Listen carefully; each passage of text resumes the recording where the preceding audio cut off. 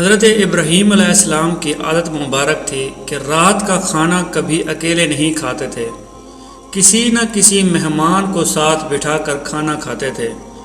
ایک رات حسب عادت آپ کسی مہمان کا انتظار کر رہے تھے کہ کسی نے دروازے پر دستک دی۔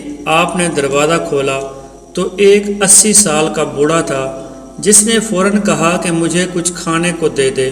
اس نے فوراً کہا کہ کچھ کھانے کو ہے تو مجھے دے دے، مجھے بہت بھوک لگی ہے۔ حضرت ابراہیم علیہ السلام نے خوش ہو کر فرمایا، مرحبا مرحبا۔ اس شخص کے ہاتھ دھلائے، اس کے سامنے کھانا رکھا اور کہا، چلے جی بسم اللہ کیجئے۔ وہ بوڑھا بولا، میں بسم اللہ نہیں پڑھوں گا، میں مجوسی ہوں۔ حضرت ابراہیم علیہ السلام غصے میں آ گئے اور کہا کہ کھڑے ہو جاؤ، میں مجوسی کے ساتھ کھانا کھانا پسند نہیں کرتا۔ اتنے دیر میں حضرت جبرائیل علیہ السلام آئے اور بولے، اللہ رب العزت فرماتا ہے کہ اے ابراہیم، منکر تو وہ میرا تھا، میں نے تو اسے 80 سال میں کبھی اس کا رزق نہیں روکا۔ حضرت ابراہیم علیہ السلام یہ سنتے ہی اس بوڑھے مجوسی کے پیچھے دوڑے۔ وہ بوڑھا ابھی تھوڑا ہی دور گیا تھا، وہ مل گیا۔ آپ نے اس سے کہا کہ اے اللہ کے بندے، مجھے معاف کر دیں اور میرے ساتھ چل کر کھانا کھا لیں، آپ کی وجہ سے مجھے اللہ تبارک و تعالیٰ سے ڈانٹ پڑی ہے۔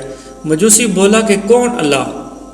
آپ علیہ السلام نے فرمایا، وہ ذات جس نے ساری کائنات کو پیدا کیا۔ اللہ وہ ہے جس نے ہر شے کو تخلیق کیا اور خوبصورت شکل میں ڈالا۔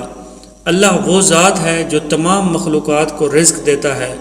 اللہ وہ ذات ہے جس نے تجھے اور مجھے اب تک زندہ رکھا ہوا ہے۔ مجوسی یہ سن کر رونے لگا اور بولا، کیا کہنے ہیں تیرے رب کے؟ اے اللہ کے بندے، تیرا رب تو بہت بڑا غفور الرحیم اور خالق ہے۔ میں اتنے پیار کرنے والے عظیم بالا و برتر رب پر ایمان لاتا ہوں۔